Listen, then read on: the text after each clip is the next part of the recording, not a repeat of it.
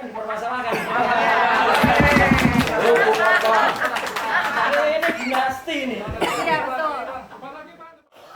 Tentang tanggapan kemarin ya dari kuasa hukum Saudara Joko Widodo. Jadi kalau saya mengistilahkan yang saya tulis hari ini logika Sri Mulat. Logika Sri Mulat itu artinya kita tertawakan saja. Ya, karena Sri Mulat itu selalu kalau mau sein belok kanan tuh seinnya kiri. Ya. Kalau bilang sesuatu yang bahaya itu bahaya gitu. Jadi malah jadi tertawaan. Mana ada orang kalau punya ijazah asli ditunjukkan itu terus jadi chaos.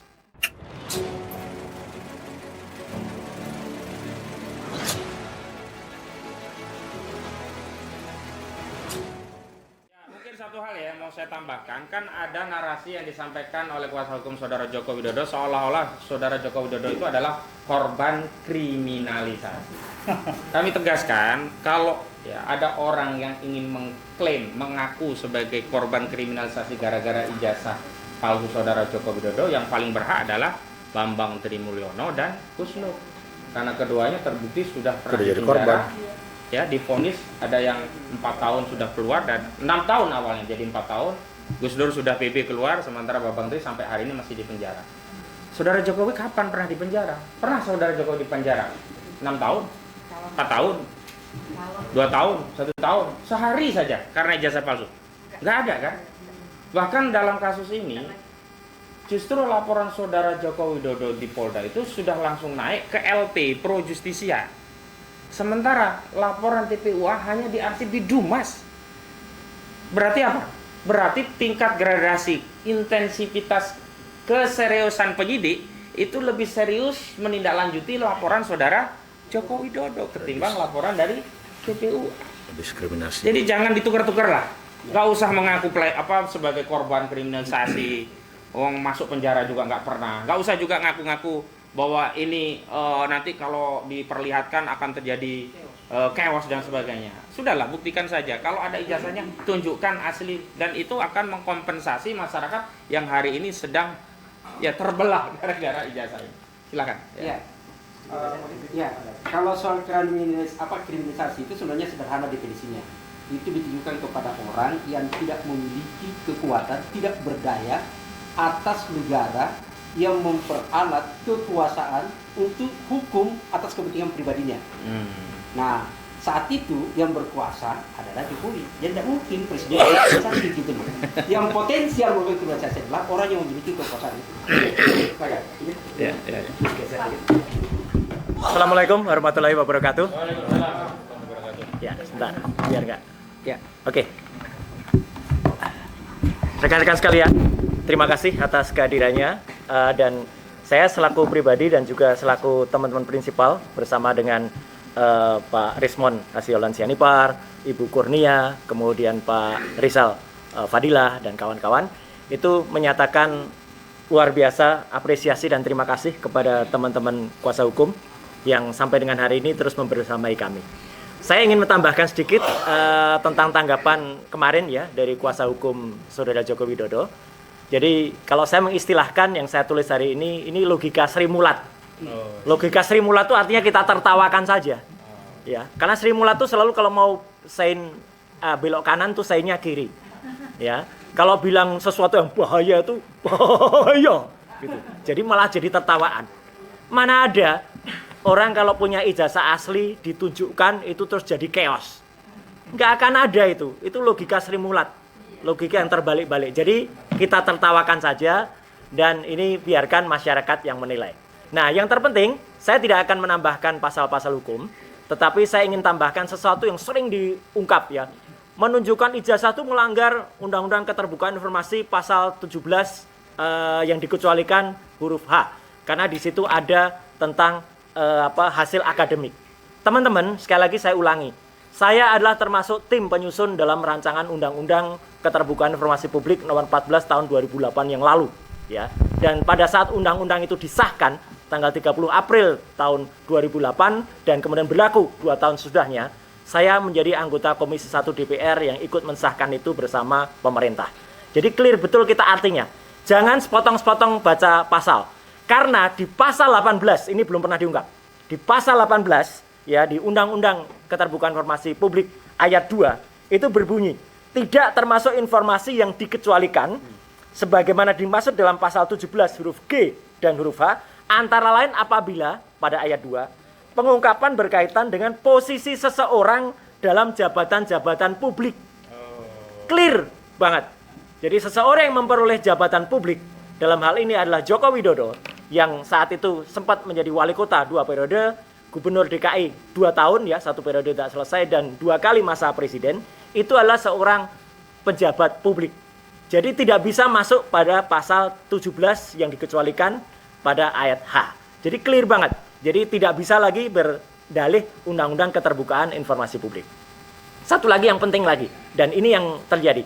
Mohon maaf Pak Rismon hari ini tidak atau belum bisa membersamai karena Pak Rismon selain tadi mendapatkan statement yang sangat bagus sekali dari terima kasih Matur Banun Pak Insinyur Kasmujo. Pak Kasmujo sendiri dalam keterbatasannya, kemarin waktunya sangat singkat ya, videonya sudah banyak beredar, mengatakan selain dia itu atau beliau itu bukan dosen pembimbing skripsi dan bukan dosen pembimbing akademik, beliau itu usianya kalau untuk membimbing itu harus yang di atas 50 tahun. Dan beliau mengatakan waktu itu masih asdos, masih asisten dosen. Gelarnya juga masih Bachelor Science atau BSc.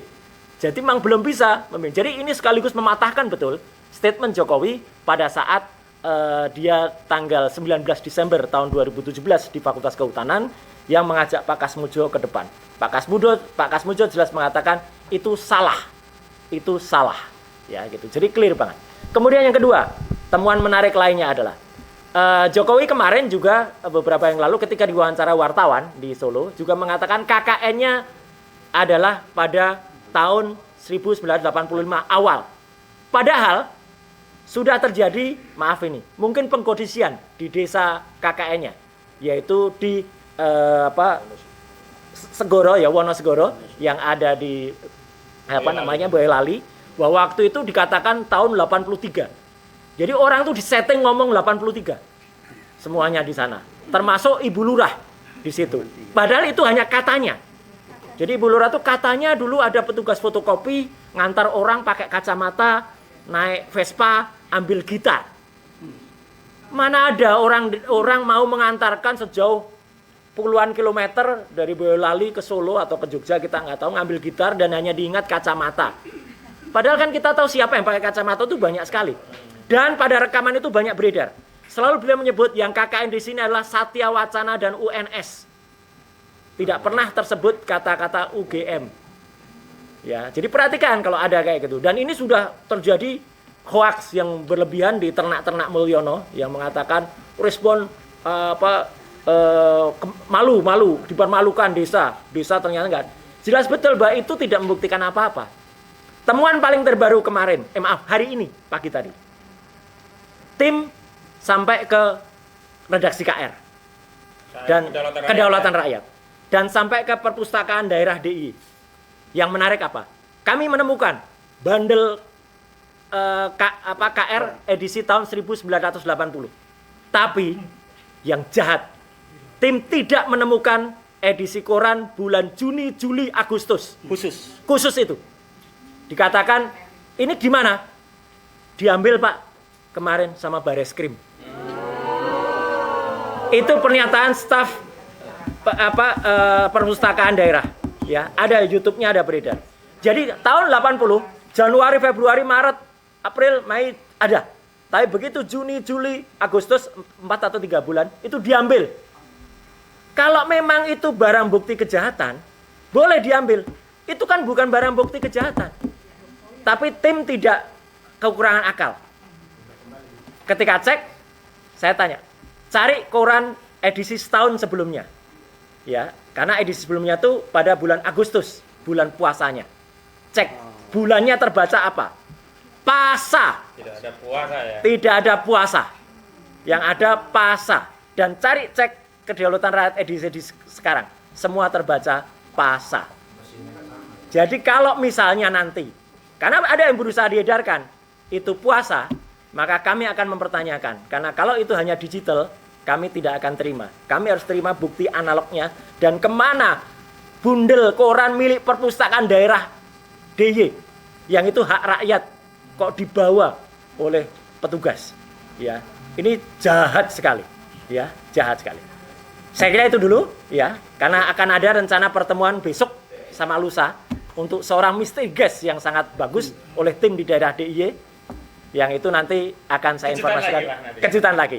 Saya sengaja ada standby di Jakarta karena kami selalu tektok, kami selalu kontak dan kami selalu update. Terima kasih sekali lagi kehadirannya rekan-rekan sekalian dan semoga ini membantu penyemangat kita untuk tim advokasi, baik litigasi maupun non litigasi. Terima kasih. Wassalamualaikum warahmatullahi wabarakatuh. Ya, baik teman-teman, ini benar-benar asli kejutan. Ini nanti akan dipermasalahkan.